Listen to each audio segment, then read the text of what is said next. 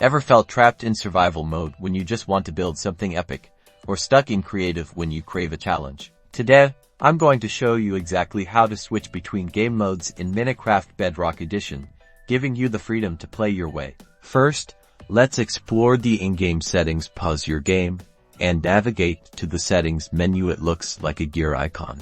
Now, select the game tab on the left side of the screen. Scroll down until you see the default game mode drop-down menu. This will only change the game mode for new players joining your world, or if you die. But what if you want to change your game mode right now?